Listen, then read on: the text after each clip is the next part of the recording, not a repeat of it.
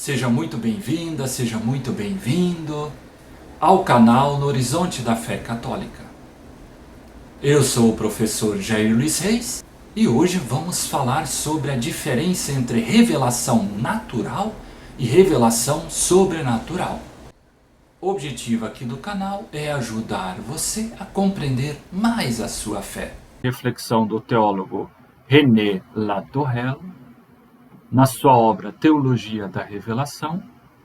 Então, para iniciar, o teólogo diz: o conhecimento de Deus a partir do mundo já é, em certo sentido, revelação.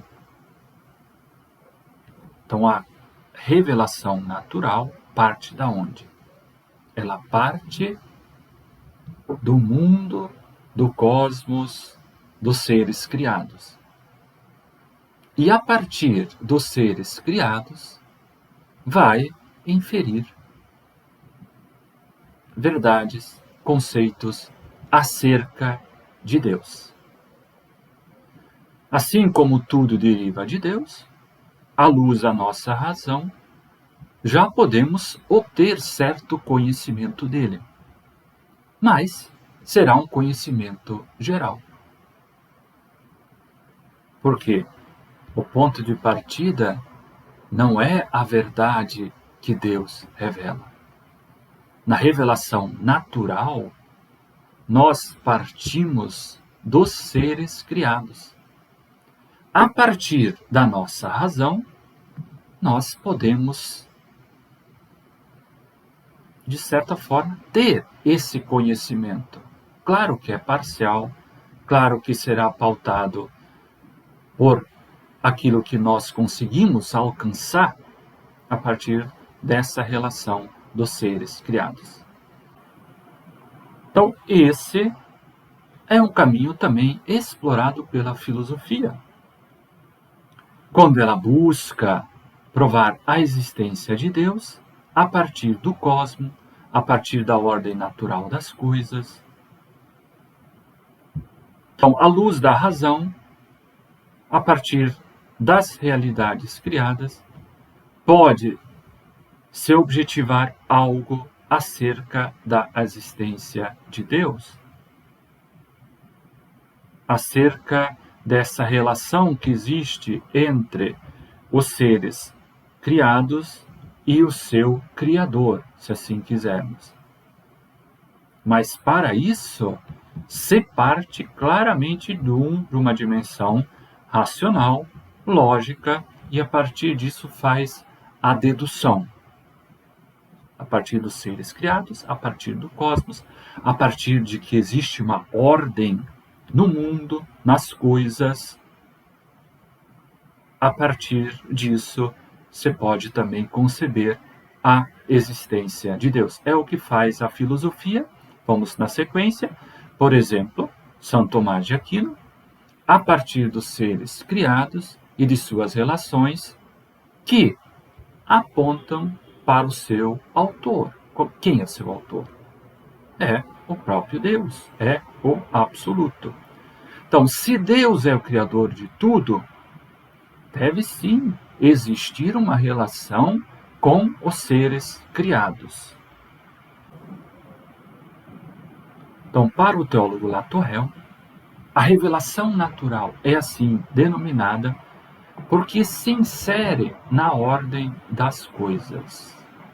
Natural tem a ver com natureza, tem a ver com os dados criados, os seres criados. Então, essa revelação, ela é assim denominada porque tem o pressuposto fundamental de que, a partir dos seres criados, podemos falar algo. É a partir dos seres criados que nós podemos sim falar de Deus. Na sequência, então, essa revelação possui sua base de reflexão nas próprias criaturas. A partir das criaturas, delas então se busca atingir o seu fundamento último. Quem é o fundamento último? Os seres que são criados. A teologia também nos ajuda nesse sentido, de certa forma, não se encerra em si. Todos os seres criados têm uma dimensão sobrenatural. Os seres existem não somente numa função que eles possam desempenhar ou servir para o ser humano. Então, toda essa dimensão nos ajuda a elevar um pouco o nosso olhar e não vermos as coisas de uma maneira tão rasa. Mas os seres são criaturas de Deus. Então, a partir delas, se elas são criaturas de fato, nós podemos sim falar algo do seu Criador ou do seu autor, como falamos anteriormente. Claro que a revelação natural, a partir do seu objeto, que é a criação, e o sujeito, a razão humana, são importantes para o conhecimento divino. E a teologia é muito clara, tanto pela dimensão racional, quanto pela fé, nós podemos alcançar o conhecimento de Deus. Nós estamos falando de uma diferença nesse conhecimento. Mas os dois conhecimentos são importantes. São duas dimensões que, claro que estão interligadas, mas existe uma diferença fundamental. Vamos seguindo? Então, ela possui a revelação natural, um limite, visto que a argumentação deriva dos próprios seres criados. Mas Deus não fala diretamente, não há diálogo, como é o caso da revelação sobrenatural.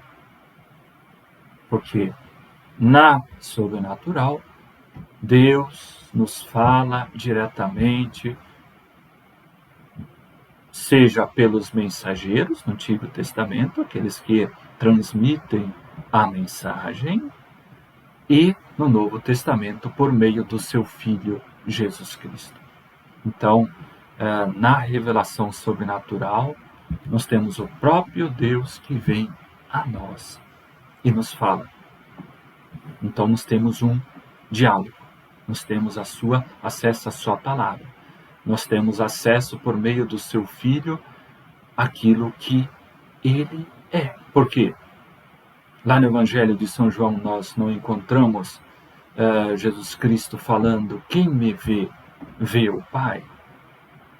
As palavras de Cristo não são somente de Cristo, mas são palavras que necessariamente no Espírito levam ao Pai. Então a revelação natural não passa pela palavra e pelo testemunho. Por isso, o seu nome pode até parecer um pouco impróprio. Por quê? Porque se nós olhamos o conceito de revelação assim como ele é entendido pela teologia, e como nós apresentamos lá no vídeo, na introdução à revelação, nós claramente percebemos que ele remete ao Deus que se fala, que se autocomunica. Quando a gente fala em revelação natural, nós estamos falando de que os próprios seres criados, a partir deles, nós podemos falar de Deus. Ainda que seja um conhecimento geral, mas nesse sentido, nos parece que o nome até pode ser um pouco impróprio, mas ele é usado. Não é errado, ao contrário. A revelação natural se caracteriza, então, nesse aspecto de que a partir da natureza, a partir dos seres criados, a partir do uso da nossa razão, nós podemos sim chegar até Deus, falar de Deus, a partir das obras criadas, das criaturas. Vamos seguindo? Então, por sua vez, a revelação sobrenatural possui como ponto de partida a iniciativa absoluta e gratuita do Deus uno e trino. Veja, estamos falando de outra natureza, de outra grandeza, porque a iniciativa aqui é do próprio Deus. É Deus que se decide, é Deus que se quer autocomunicar. O faz de uma maneira gratuita, faz de uma maneira totalmente livre, sem que ninguém ou nada possa exigir ou pressupor nada. Então, a revelação sobrenatural diz respeito a esse Deus que quer comunicar a sua verdade e tornar o ser humano partícipe do seu projeto histórico salvífico. Então, tem por objeto os próprios mistérios da vida íntima de Deus. Já que estamos falando deste Deus que se autocomunica, desse Deus que quer a participação do ser humano, então essa revelação inicia com um diálogo, uma amizade, uma comunhão, uma partilha de bens entre Deus e sua criatura. Então essa dimensão do diálogo que a Constituição dogmática Dei Verbum tanto insiste, de amizade, são conceitos que vão cada vez mais aprofundando. Mas quem tem que decidir pelo diálogo inicialmente é o próprio Deus. Porque Ele se revela, Ele nos mostra a sua vontade e o fez de uma maneira primorosa por meio do seu Filho. O Filho de Deus é o que permite, é o que desencadeia esse diálogo, porque ele vem até nós, mostra por onde passa a vontade do Pai, por onde passa o caminho da salvação, e não somente mostra como realiza essa salvação para nós, nos propicia isso. Então aí nasce uma questão da amizade. Deus nos quer amigos, nos quer próximos dele. E para nós nos aproximarmos, claro, nós lhe devemos obediência, para se acumular nessa comunhão que nós alcançamos pela nossa fé, pela nossa vivência, pelo nosso coração voltado para este Deus que se revela. Então nós estamos falando de uma partilha de bens entre Deus e sua criatura e suas criaturas. Por quê?